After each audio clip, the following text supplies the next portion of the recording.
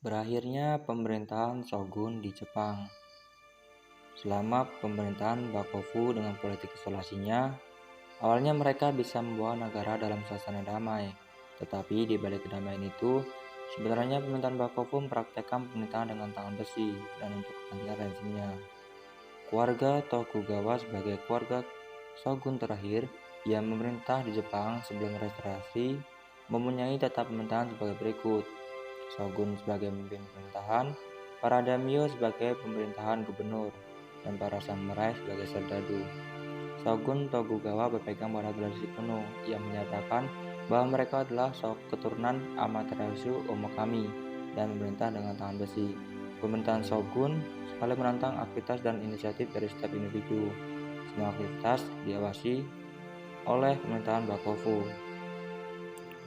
Ada dua aspek yang menyebabkan runtuhnya Shogun Tokugawa, yakni pertama aspek luar negeri. Pada tanggal 8 Juli 1853, Komudermato Calipari dari Amerika Serikat adalah orang pertama kali tiba di Jepang untuk merintis hubungan dengan Jepang, yang diperintah oleh Millard Fillmore, yakni untuk meminta Jepang untuk membuka diri terhadap perdagangan dengan negara-negara Barat. Tetapi surat tersebut ditolak dan Jepang tidak membuka diri bagi bangsa asing, terutama bangsa Barat.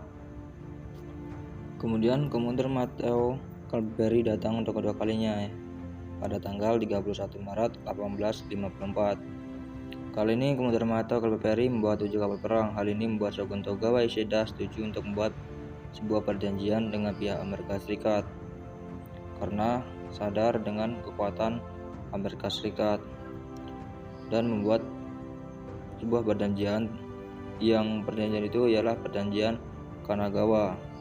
Perjanjian lain yang dibuat oleh pemerintahan Bakufu dengan Inggris yakni 2 kilo Laksmana sterling pada 15 Oktober 1854 di Nagasaki, dan kemudian tahun 1854 dibuat lagi perjanjian baru dengan Amerika Serikat, yaitu perjanjian Townshend-Harris.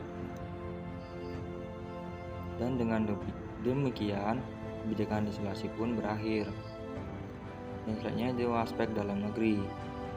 Pemerintahan feodal Tokugawa diganti dengan pemerintahan yang disentralisir ke tangan kaisar.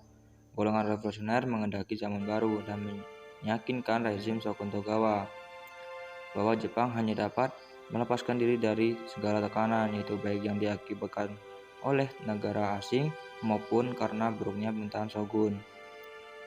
Jepang telah dapat menciptakan zaman dan pemerintahan baru, dan dengan demikian jelaslah bahwa Shogun telah kehilangan kepercayaan dari rakyat. Shogun terakhir dari keluarga Tokugawa ialah Keki. Shogun ini karena telah banyak mempelajari sejarah Jepang, dapat membaca situasi sehingga ia bersedia menyerahkan kekuasaan negara kepada kaisar. Pada 8 November 1867, Shogun meletakkan jabatannya. Maka berakhir bayat pemerintahan keluarga Tokugawa yang telah berlangsung selama kurang lebih 3,5 abad, dan lainnya pula sistem pemerintahan Bakufu di Jepang. Selanjutnya, kekuasaan baik secara teoritis maupun praktis dipegang oleh kaisar, yakni Kaisar Mushito yang kemudian bergelar Meiji Temmo.